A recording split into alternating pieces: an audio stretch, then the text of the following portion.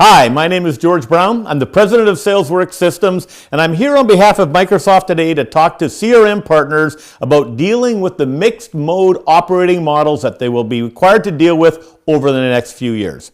Hopefully today I'm talking to the management teams at the CRM partners because the content I have is specific to them. So what we'll be dealing with today are what are the myths around the operating model differences. What are the learnings that we have? Having worked with partners across the world, what can we bring back to the table to you and talk about the learnings we've had? And what would the 5 rules for a successful transition look like? So stay with me as we get into that content now. I want to share with everybody one of my favorite quotes from Albert Einstein. And it goes something like this, which is we can't solve today's problem with the same thinking that created it. And what that means as we talk to our mixed mode operating models is that partners appear to us to be trying to solve the problems of tomorrow with the same thinking that's created those problems. In other words, we haven't got our heads wrapped around the fact that tomorrow's paradigm is different than yesterday's. And in fact, we need to have a more deliberate, more planned approach to how to solve those problems. And what I'm really getting to there is that the very people that we need to solve the problems, and that would be our marketing people, our sales people, the leadership teams I'm talking to today, are pretty much focused on the business that has got us here today. And that in order to get across this chasm into the next paradigm, we need some new thinking. So one of the things I'm going to challenge you on throughout Metamorphosis is how do we get some new thinking into this process, and how do we break the model of yesterday so we can escape into the lucrative model of repeatable IP sold en masse to multiple customers. So let me talk about what we see as the key operating differences between what we do today as traditional partners and what we will do tomorrow. So today's projects are predominantly time and material. There are some fixed fee, but predominantly time and material or break fix. Now the resources that we use, in fact, the main focus of the resource complement we have is technical, because we need technical skills in order to make the projects a success. That does mean that our software to services ratios are relatively high. In other words, we get a fair amount of services for every dollar of licenses that we're able to sell. That our payments are predominantly upfront, which makes our cash flow easy to manage, right? So the main complications in terms of our management is around our resources, managing the projects, etc. And our success is highly predicated on our ability to manage the utilization of our professional services.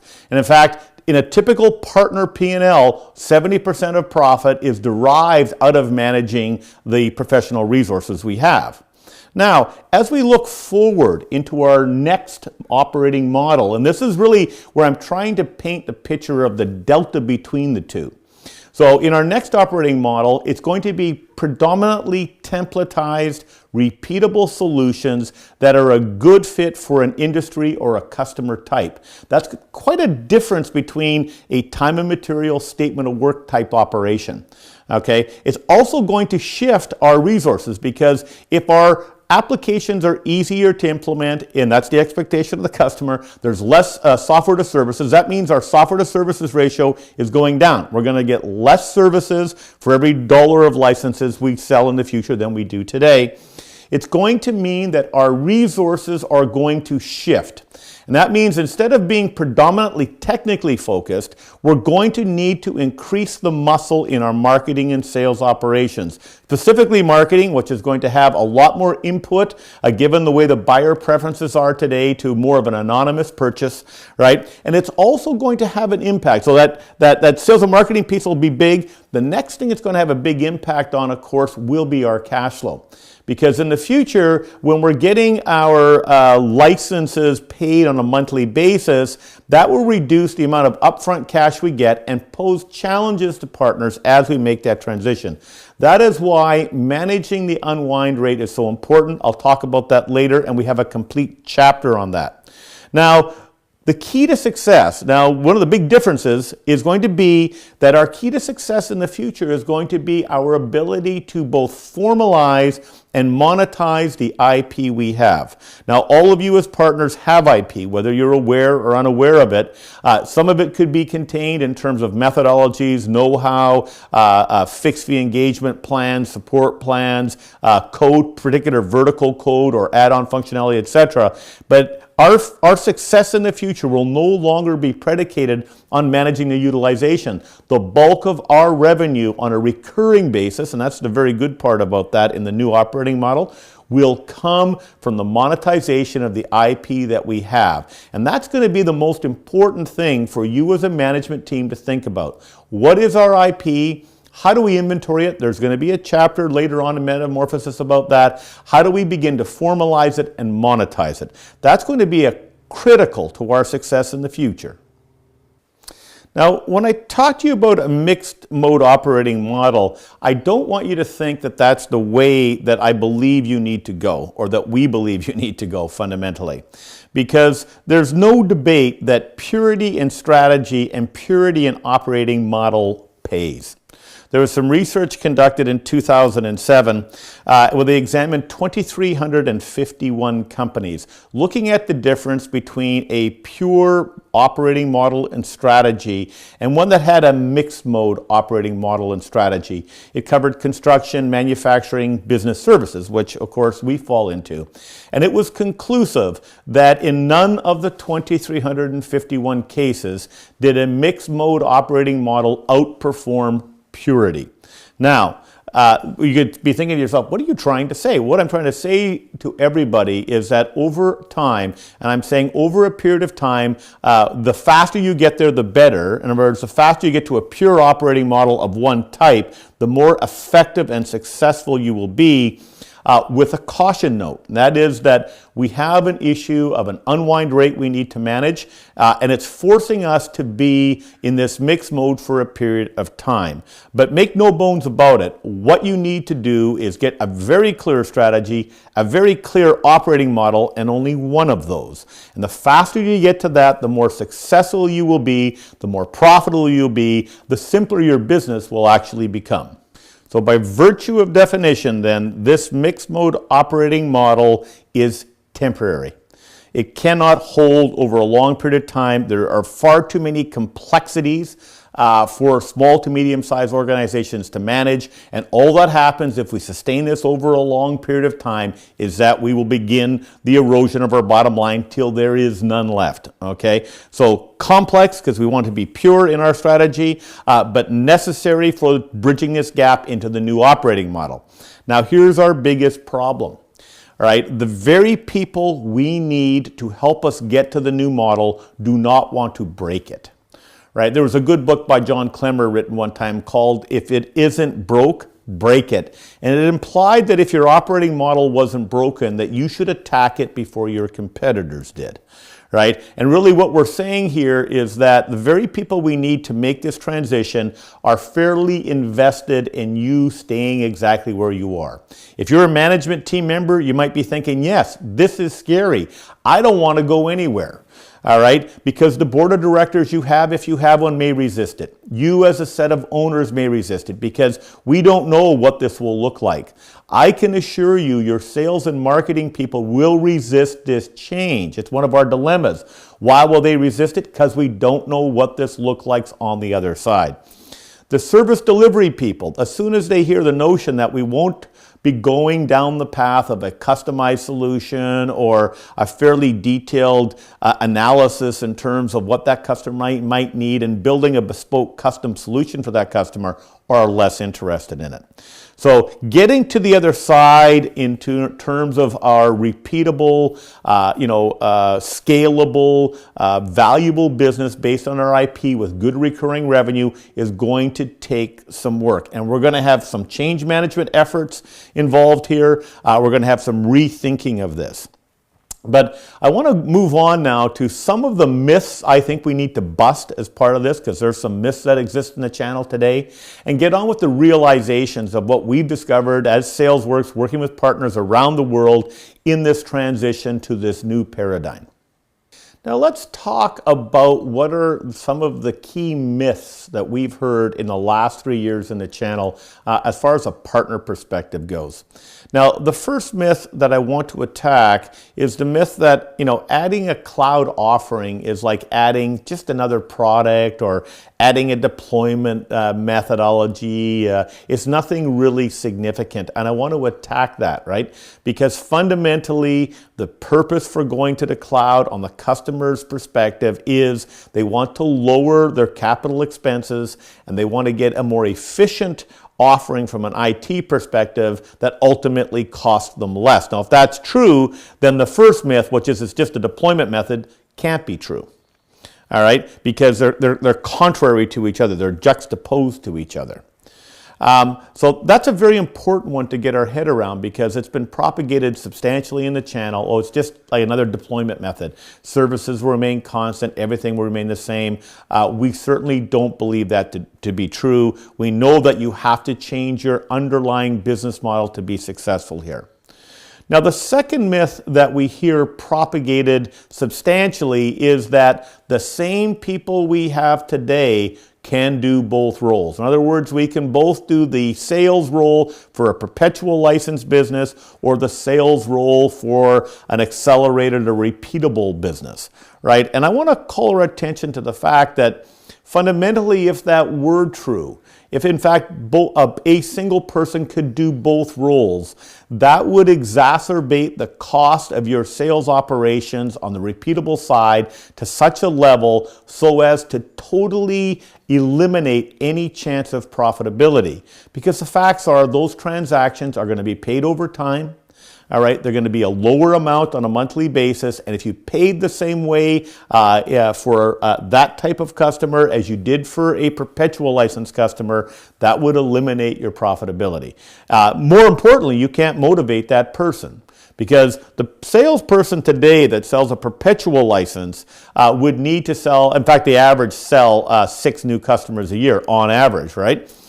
In a repeatable licensing model, something that's rapid, something that's leverageable and scalable, the expectation is they're going to sell between 2 and 4 new customers monthly. That's a very different person, a very different approach, right? Same can be said for services. Now, we need the services people that are the brightest people you have. We need them to think about how to do it in a different way so that we can scale down the consumption of services in such a way as to make it palatable to the customers given the buying constraints they have. So what we would argue here is that the myth is the same people can do it. Our argument is they can't. As a transition to the new business model is going to require new hires. All right, new energetic young hires with new thinking that can help you break the model. All right. Our third myth that we would like to debunk is that we don't have any IP. We don't want to be an ISV. We hear that from partners every day. We will resell ISV product or we'll sell somebody else's stuff, but we don't want to be in the IP business. And I'm here to say that you don't necessarily have to write code. It means that the IP you must utilize and leverage then will have to be in terms of your managed services, your package services, your fixed fee and fixed scope engagements, your support contracts, etc. So my belief, and I've met thousands of partners in my career, you are all very smart people. You all have it, but you need to formalize it and think about it. And whether you want to be an ISV or whether you want to write code is not as relevant as how you package your services to a vertical or an industry in such a way as it's consumable in the new model. So I want to share with you some of our key realizations now, having been at this for 3 years and looked around the world to various partner types and look at what we've come to learn. And my first realization that I'd want to share with you is that unless the solution you're currently offering your customers today is truly strategic in nature, you will be supplanted eventually. What I mean by that is you'll eventually be overtaken because, as I said earlier, the V in value-added reseller must change from a V in terms of services to a V in terms of functional value, package value, support value, something else that the customer wants and needs as they go forward. I also want to put a big caution flag down on this, because you think about this, we have to be vigilant and constantly aware of what I would call born in the new paradigm competitors. Every day we are faced with a new assault from a new application, a new type of partner, a new type of offering in our marketplace that has none of the legacy baggage we have and comes out either at a price point or a functionality level that almost makes it impossible for us to compete with. So being complacent now or thinking that it's not time to move now is a very dangerous thing to be thinking of, right? So think about that. Is what we're offering today truly strategic and valuable to the customers, or could it be replaced tomorrow by somebody we never thought about? And what we're seeing around the globe is that is occurring today. Now, the other realization we've come to is that irrespective of what type of partner you are, your ability to leverage the knowledge and domain expertise you've gained over the last 10, 15, 20, 30 years in this business is critical. And taking that expertise we have and converting that from a consultative nature to a packaged nature or a packaged offering. And that could be, come in terms of productized IP. It can come in terms of a combination of productized IP with packaged services. It can come in a way of packaged services, etc. But the key realization we've come to is that we've got to get on with making our solutions more consumable to the customer and by productizing and packaging those solutions. Now, the third realization we've come to is that this new paradigm will eventually cannibalize your existing customer base. Some of you I've known for 20 or 25 years have hundreds upon hundreds of customers and feeling pretty safe today. But what we need to know is that, customers will start to move to this new paradigm over time. This inflection point is getting nearer and nearer to us. And so that if we don't make our customers aware that we are in the business with these new offerings and these new packages, that eventually we could risk losing them. And that's probably the biggest risk we have. And when you think about this, look at your own offerings today, what you broadcast on your websites, what you broadcast in your blogs, what you broadcast in your video blogs, right? Are you really talking about the new paradigm in computing and how your company services that? Or are we dealing just with the same old, same old? That's an easy test. You can easily look at that. But if you don't cannibalize your own customer base, make them aware of what you're doing, how you're addressing this paradigm shift, someone else will, and it won't be very pleasant for you. Our last realization is that, the organizational immune systems, our ability to stop change inside of our organization is one of the biggest wrestling matches we're going to have. Having now been in this market for 3 years, trying to work through the changes with partners, I realize just how difficult it is. And I want to share that with you with the hope that you understand that undergoing this strategic change is critical and that realizing that you will meet resistance. So that's going to mean, if you look at the principles of managing strategic change as it exists in the Dynamics Partner Academy, that's a great program, by the way, to supplement this whole initiative you're about to undergo. It really talks about forming the team that will help lead the change in your organization. That's going to be critical to you as well. I want to wrap up this section in Metamorphosis with the 5 rules to a successful transition. Rule 1 is that in order not to implode in this mixed mode operating model, we need to have clear separation between our old business model and our new business model. And what that means is that we need to take a small team from our existing organization, 1 or 2 or 3 people, and break them into a separate team to undertake this change within your organization and start down this path to the new paradigm. All right? That's also going to mean that we need to have leadership support that team. So on that team, I would expect that the president, or at least at very minimum, a vice president, lead that team so the organization understands the importance of getting on with the future in this business.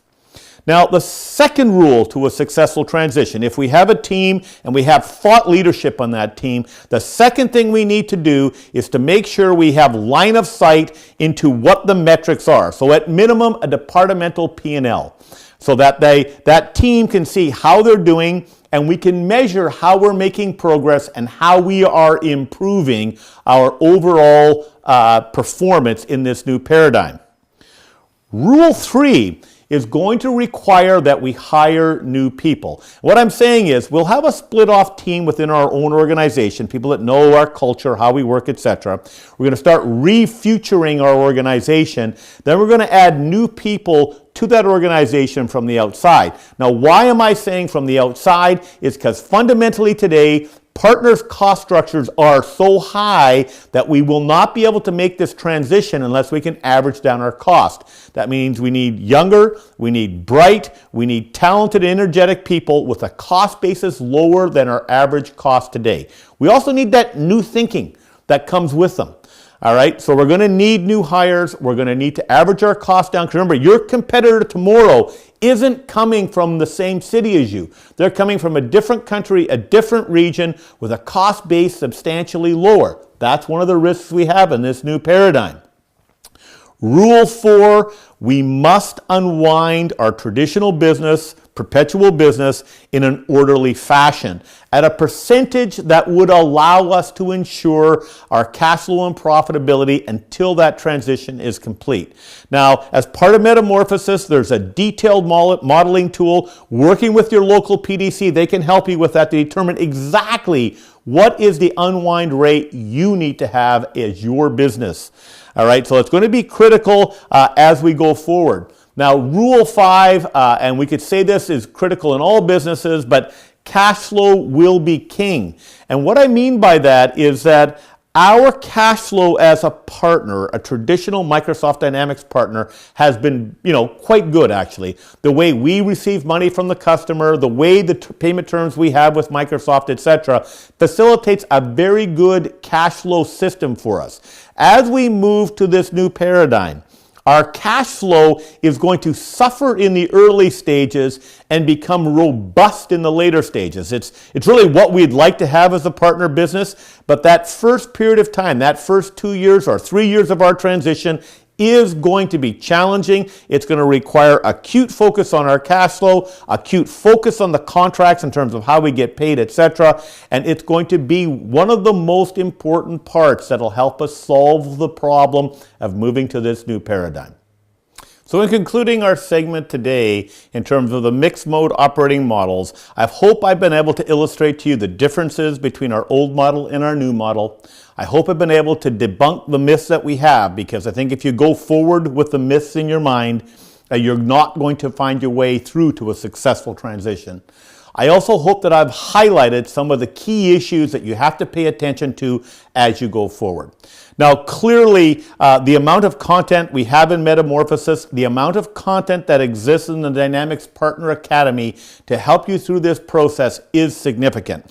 So I'm going to challenge you to have each one of your management team members review the content in Metamorphosis in its entirety, and then think about how you can educate the rest of your organization around this process so they can all contribute to this move. We believe that an informed partner team working through this process is better than just 1 or 2 people in the organization making this attempt.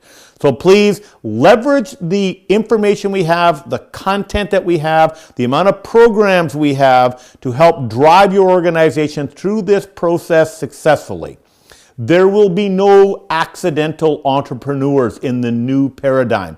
Everybody that makes it across the bridge to the new paradigm is going to be planned, deliberate, with excellent team involvement. So my challenge for you today is to get your team moving, get them started now, and let's hope for the best as we get through this transition.